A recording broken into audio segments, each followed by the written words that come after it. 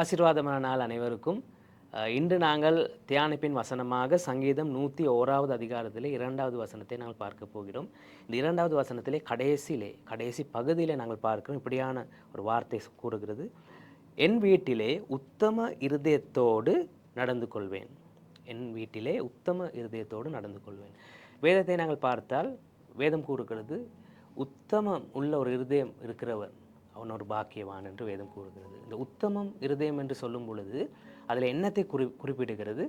உத்தம இருதயம் என்று சொல்லும் பொழுது குற்றமற்ற இருதயம், அதாவது குற்றம் சொல்லாத இருதயம். இன்று எங்களுடைய வாழ்க்கையை நாங்கள் பார்த்தால் அநேகர் தங்களுடைய வாழ்க்கையிலே குற்ற உணர்வோடு வாழ்கிறார்கள், தங்களுடைய தவறுகளை குறித்து, தங்களுடைய பிள்ளைகளை குறித்து, இறந்த காலத்தை குறித்து. ஆனால் இந்த வசனம் சங்கீதக்காரன் கூறுகிறான், என் வீட்டிலே நான் உத்தம இருதயத்திலே நடந்து கொள்வேன். அப்போது ஒரு உத்தம இருதயம் எனக்குள்ளே நான் ஏற்படுத்தி கொள்ள வேண்டும் என்றால் என்ன செய்ய வேண்டும்?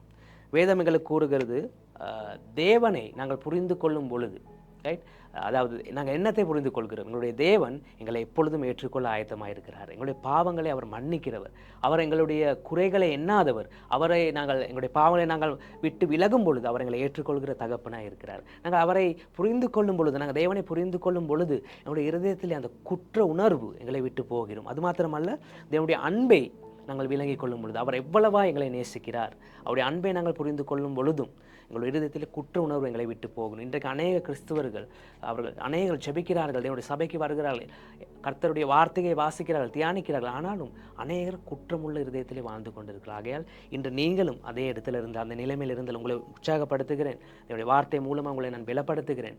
தேவனுடைய அன்பை புரிந்து கொள்ளுங்க, அவரை புரிந்து கொள்ளுங்க, அவர் எவ்வளவு உங்களை நேசிக்கிறார் அறிந்து கொள்ளுங்க. அப்பொழுது உங்களுடைய வாழ்க்கை மாறும். நான் பாஸ்டர் வினோத், ராஜகிரி பெத்தினி சபையிலிருந்து.